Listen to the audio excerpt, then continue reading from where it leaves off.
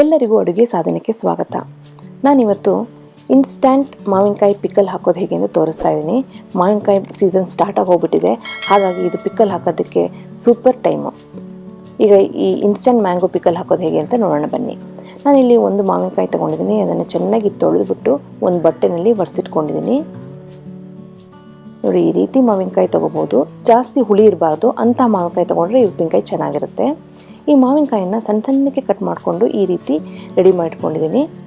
ನೋಡಿ, ಹೀಗೆ ಈ ಪೀಸ್ಗಳ ಮಧ್ಯೆ ಒಂದು ಗುಳಿ ಮಾಡಿಕೊಂಡು ಅಲ್ಲಿಗೆ ನಾನು 2 ಟೇಬಲ್ ಸ್ಪೂನಷ್ಟು ಖಾರದ ಪುಡಿ, ಅರ್ಧ ಟೇಬಲ್ ಸ್ಪೂನಷ್ಟು ಅರಿಶಿನ ಪುಡಿ,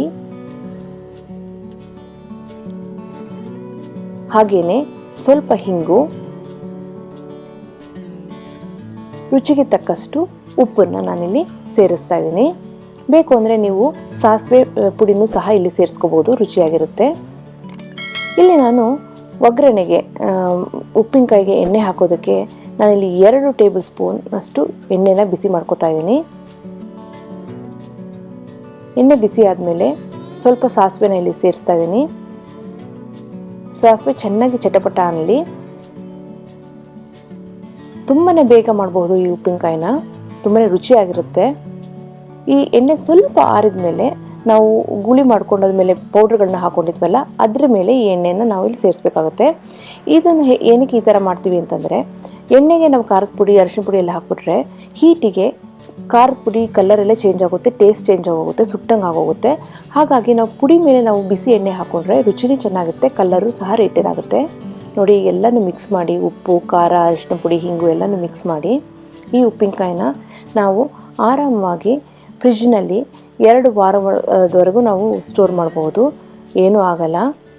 ತುಂಬಾ ಈಸಿ ಮಾಡೋದಕ್ಕೆ, ತುಂಬಾ ರುಚಿಯಾಗಿರುತ್ತೆ. ಮಾವಿನಕಾಯಿ ಇನ್ಸ್ಟ್ಯಾಂಟ್ ಮಾವಿನಕಾಯಿ ಉಪ್ಪಿನಕಾಯಿ ರೆಡಿಯಾಗಿದೆ. ಮೊಸರನ್ನಕ್ಕಂತೂ ತುಂಬಾ ರುಚಿಯಾಗಿರುತ್ತೆ ಈ ಉಪ್ಪಿನಕಾಯಿ. ಮಾವಿನಕಾಯಿ ಸೀಸನಲ್ಲಿ ಹುಳಿಯಾಗಿ ಕಮ್ಮಿ ಇರೋವಂಥ ಮಾವಿನಕಾಯಿನ ಸೆಲೆಕ್ಟ್ ಮಾಡಿಕೊಂಡು ಈ ಉಪ್ಪಿನಕಾಯಿ ಹಾಕಿದ್ರಂತೂ ತುಂಬಾ ಟೇಸ್ಟಿಯಾಗಿರುತ್ತೆ. ನೋಡಿ, ಈಗ ಇನ್ಸ್ಟಂಟ್ ಮ್ಯಾಂಗೋ ಪಿಕಲ್ ರೆಡಿಯಾಗಿದೆ. ನಾನು ತೋರಿಸಿದಂತಹ ಇನ್ಸ್ಟಂಟ್ ಮಾವಿನಕಾಯಿ ಉಪ್ಪಿನಕಾಯಿ ರೆಸಿಪಿ ನಿಮಗೆಲ್ಲ ಇಷ್ಟ ಆಗಿದೆ ಅಂತ ಅಂದ್ಕೊಂಡಿದ್ದೀನಿ. ಖಂಡಿತವಾಗ್ಲೂ ನೀವೆಲ್ಲ ಟ್ರೈ ಮಾಡಿ. ಹಾಗೆ ನೀವಿನ್ನೂ ಸಬ್ಸ್ಕ್ರೈಬ್ ಆಗಿಲ್ಲ ಅಂದರೆ right side click to subscribe ಅಂತ ಸರ್ಕಲ್ ಬರ್ತಾ ಇದೆ ನೋಡಿ, ಅದ್ರ ಮೇಲೆ ಕ್ಲಿಕ್ ಮಾಡಿ ಈಗಲೇ ಸಬ್ಸ್ಕ್ರೈಬ್ ಆಗಿಬಿಡುತ್ತೆ. ಪಕ್ಕದಲ್ಲಿರೋ ನೋಟಿಫಿಕೇಶನ್ ಬಟನ್ ಟಚ್ ಮಾಡೋದನ್ನು ಮಿಸ್ ಮಾಡಬೇಡಿ. ಮತ್ತೊಂದು ಇಂಟ್ರೆಸ್ಟಿಂಗ್ ರೆಸಿಪಿಯೊಂದಿಗೆ ಭೇಟಿ ಆಗ್ತೇನೆ. ಅಲ್ಲಿವರೆಗೆ ಥ್ಯಾಂಕ್ ಯು. Bye bye.